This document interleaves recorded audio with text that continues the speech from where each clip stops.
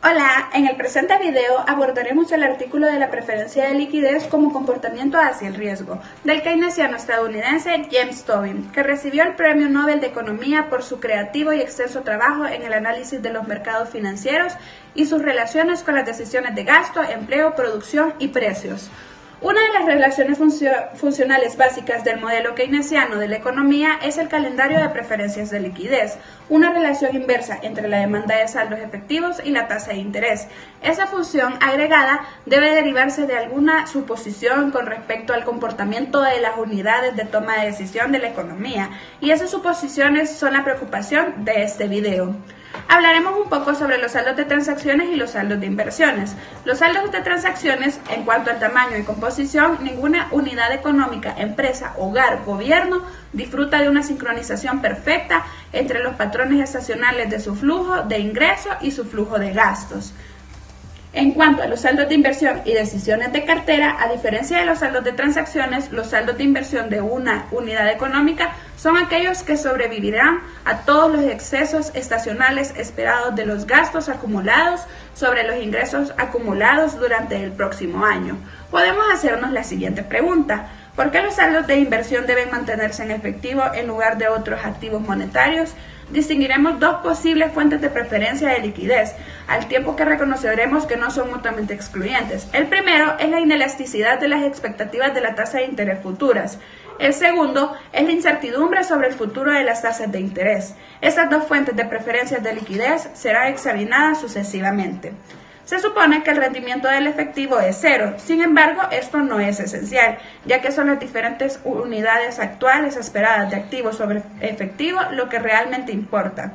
El inversor puede esperar con la certeza de que cada dólar invertido en los activos hoy ganará durante el año por delante no solo el interés, pero también una ganancia o pérdida de capital, representado en la ecuación siguiente.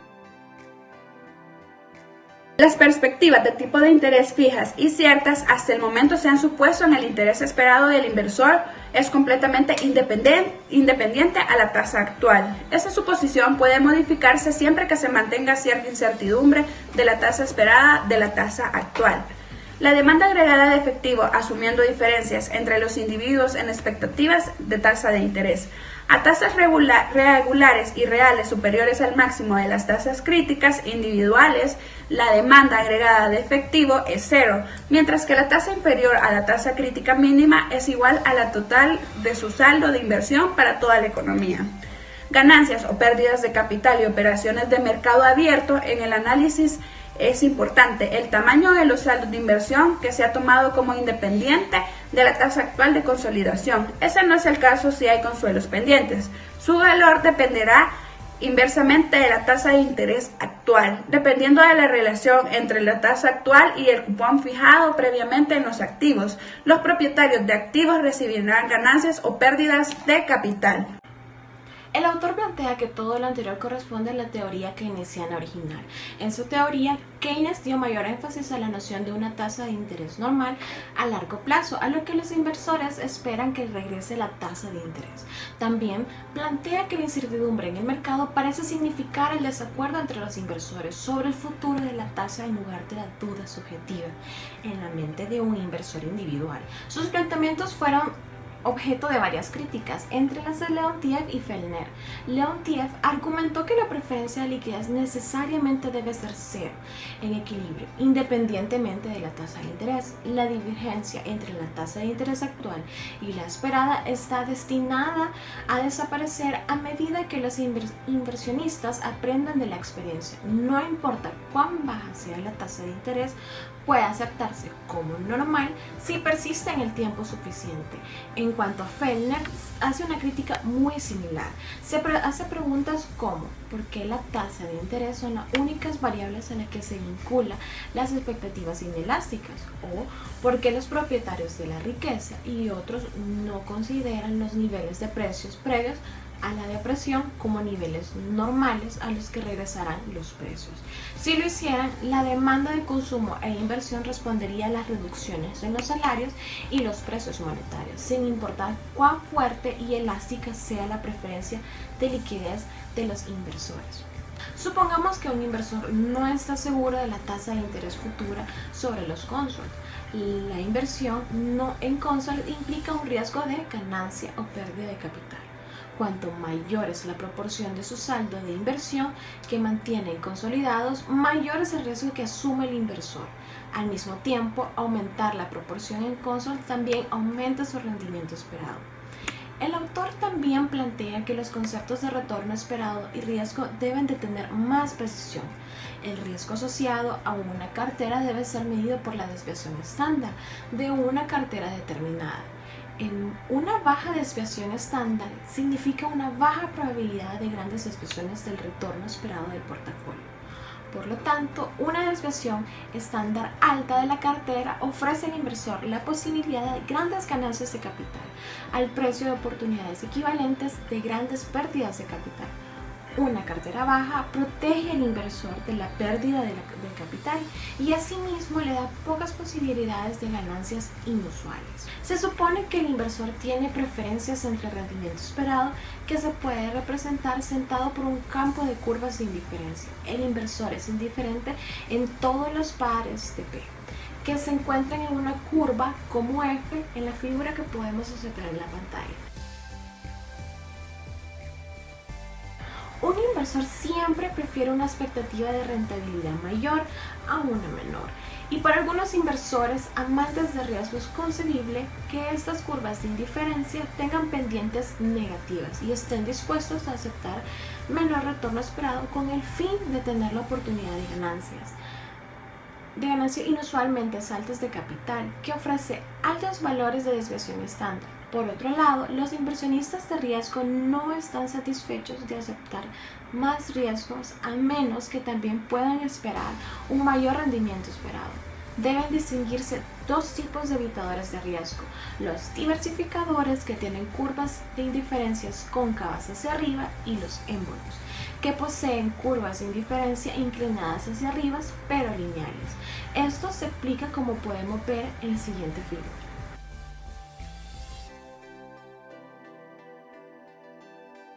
Es una simplificación suponer que el inversor elige entre las distribuciones de probabilidad alternativas de carteras disponibles sobre la base de solo dos parámetros de esas distribuciones. Una justificación para el uso de curvas de indiferencia sería que el inversor evalúa el futuro de sus activos solo en términos de una familia de distribución de probabilidades de dos parámetros.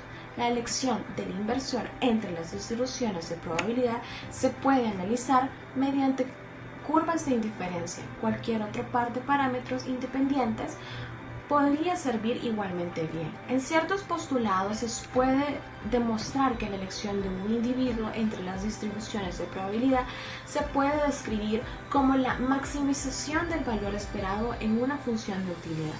La clasificación de las distribuciones de probabilidad con respecto al valor esperado de la utilidad no cambiará si la escala en la que se mide la utilidad se altera mediante la adición de una constante o mediante la multiplicación por una constante positiva. En consecuencia, somos libres de elegir arbitrariamente el cero y la unidad de medida de la función de utilidad. La curva de indiferencia de un inversor de riesgo es necesariamente cóncava hacia arriba, siempre que se derive de esta manera de una familia de distribución de probabilidad de dos parámetros y de una utilidad marginal de retorno decreciente. El mismo tipo de argumento muestra que la curva de indiferencia de un amante del riesgo es cóncava hacia abajo. En ausencia de restricciones sobre las distribuciones de probabilidad subjetivas del inversor, los parámetros de la distribución relevantes para su elección pueden buscarse en restricciones paramétricas sobre su función de utilidad de retorno. Centrarse en la media y la desviación estándar del retorno se puede justificar suponiendo que la función de utilidad es cuadrática. Siguiendo esto, en cuanto a la escala de utilidad, la función cuadrática sería la que se muestra a continuación, donde B estaría entre 0 y 1 para un amante de riesgo y entre -1 y 0 para un inversor de riesgo. Sin embargo, esto no puede describir la función de utilidad para todo el rango de por qué la utilidad marginal no puede ser negativa. el inversor decide qué cantidad va a invertir en activos para alcanzar la mayor curva de indiferencia que le permita su lugar de oportunidad. Esta maxificación puede ser de tres tipos. La primera, que la tangencia entre la curva de indiferencia y el lugar de oportunidad esté entre los puntos T1, T2 y T3 que se muestran en la figura siguiente. Un máximo de esquina en este punto, como se ilustra en la figura, el lugar de oportunidad es el rayo OC y el punto C representa el retorno más alto esperado y el riesgo que puede obtener el inversor, es decir, el rendimiento esperado y el riesgo de mantener todo su saldo en consolidado. Un máximo de utilidad en C puede ocurrir ya sea para un verificador de riesgo o para un amante de riesgo y representan curvas de indiferencia de un diversificador. La tercera es que un máximo de esquina en el origen donde todo el saldo se mantiene efectivo, como se ilustra en la siguiente figura, también se podría ocurrir para un diversificador si la pendiente de la curva de indiferencia en el origen excediera la pendiente del lugar de oportunidad. Ahora se puede examinar las consecuencias de un cambio en la tasa de interés, manteniendo constante la estimación del inversor de riesgo de ganancia y pérdida de capital. Un aumento en la tasa de interés rotará el lugar de oportunidad hacia la izquierda. Es bastante posible dibujar estas curvas de indiferencia para un punto de tangencia que se mueva hacia la izquierda a medida que el lugar de oportunidad también lo hace. Ya que la tasa de interés aumenta desde cero, también lo hará el activo que tenga. Sin embargo, a tasas de interés más altas la relación puede ocurrir de la manera inversa. Sin embargo, esta inversión de dirección puede excluirse virtualmente en el caso de la función de utilidad cuadrática. La condición para un aumento es que la pendiente de indiferencia, que está dada por lo siguiente, sea igual a la pendiente del lugar de oportunidad. A medida que la tasa de interés aumenta desde cero, también lo hará el activo que tenga. Sin embargo, a tasas de interés más altas, la relación inversa puede ocurrir. Sin embargo, esta inversión de dirección puede excluirse virtualmente en el caso de la función de utilidad cuadrática. La condición para un máximo es que la pendiente de indiferencia dado por la siguiente figura sea igual a la pendiente del lugar de oportunidad. Sin impuestos sobre las ganancias de capital y sin privilegios de compensación por pérdidas de capital, se tendrían efectos bastante diferentes. Si se comienza a dividir el ingreso por intereses del inversionista, pero no a compartir el riesgo, el inversionista se movería de su posición inicial. Su demanda de dinero en efectivo a un tipo de interés de mercado dado se incrementaría y su curva de preferencia de liquidez se desplazaría hacia la derecha. Hasta ahora se ha puesto que solo hay una alternativa al efectivo y A2 ha representado la parte del saldo del inversor en este activo, Consol. Sin embargo, el argumento no se cambia esencialmente si se toma A2 como la participación agregada invertida en una variedad de activos no monetarios. Por ejemplo, bonos y otros instrumentos de deuda que difieren en vencimiento, deudor y otras características. Supongamos que hay M activos distintos al efectivo y que XY sea el monto invertido en el IT de estos activos. De la figura siguiente está claro que C y C' ejemplifican las combinaciones dominantes de X1 y X2. Si el inversor está incurriendo en un riesgo de en algún lugar de la elipse a través de la C, lo hará de tener la mayor expectativa de retorno posible para él a ese nivel de riesgo. El mayor rendimiento esperado disponible está representado por la tangente de línea de retorno esperado constante a la elipse en C. De forma similar, C es un punto dominante. No sería posible obtener un rendimiento esperado más alto que en C sin incurrir en riesgo adicional, o disminuir el riesgo sin sacrificar el rendimiento esperado. Habrá algún punto en el rayo en el que las tenencias de activos no monetarios del inversor agotarán su saldo de inversión a nada por dinero en efectivo. A falta de ese punto, el saldo se dividirá entre activos en efectivo y no en efectivo en proporción a las distancias a lo largo del rayo. La composición proporcional de los activos distintos del efectivo es independiente de su parte agregada del saldo de inversión. Este hecho permite describir las decisiones del inversor como si hubiera un solo activo no efectivo, un compuesto formado por la combinación de la multitud de activos reales no monetarios en proporciones fijas. Este análisis solo se aplica mientras se asuma que el efectivo es un activo sin riesgo. En ausencia de un activo residual sin riesgo, el inversionista no tiene ninguna razón para limitar sus elecciones al rayo de conjuntos dominantes. Entre el grupo de activos, el efectivo es relativamente libre de riesgos, aunque en el contexto más amplio de la selección de cartera, el riesgo de cambios en el poder adquisitivo que todos los activos monetarios comparten puede ser relevante para muchos inversores, desglosando el problema de selección de cartera en etapas en diferentes niveles de agregación. La asignación primero entre y dentro de las categorías de activos parece ser una simplificación permisible y quizás incluso indispensable tanto para el teórico como para el inversor mismo. La teoría de la aversión al riesgo de la preferencia de liquidez mitiga la principal objeción lógica a la cual la teoría keynesiana es vulnerable, pero no puede cumplir completamente la posición de Leontief, de que en un equilibrio estacionario estricto, la preferencia de liquidez debe ser cero a menos que el efectivo y las consols tengan tasas iguales. Por su propia naturaleza, las consols, y en menor grado, todas las obligaciones de tiempo contienen un potencial de ganancia o pérdida de capital que carece de efectivo y otras obligaciones de demanda. Afortunadamente, la utilidad de la estática comparativa no parece estar limitada a las comparaciones de estados que cada una de las generaciones tardaría una generación o más. En comparación con la teoría keynesiana de la preferencia de liquidez, la teoría de la aversión al riesgo amplía la aplicabilidad de la estática comparativa en el análisis agregativo.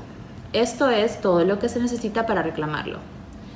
Un aumento en la tasa de interés puede llevar a un inversor a desear cambiar hacia efectivo, pero en la medida en que el aumento en el interés también reduce el valor de las tenencias de consols del inversor, automáticamente gratifica este deseo al menos en una parte. Es evidente que los inversores forman expectativas de cambios en las tasas de interés y difieren entre sí en sus expectativas. A tasas de interés más bajas, la expectativa de pérdida de capital puede empujar el lugar de oportunidad al cuadrante negativo, de modo que la posición óptima es claramente no consols, todo el efectivo.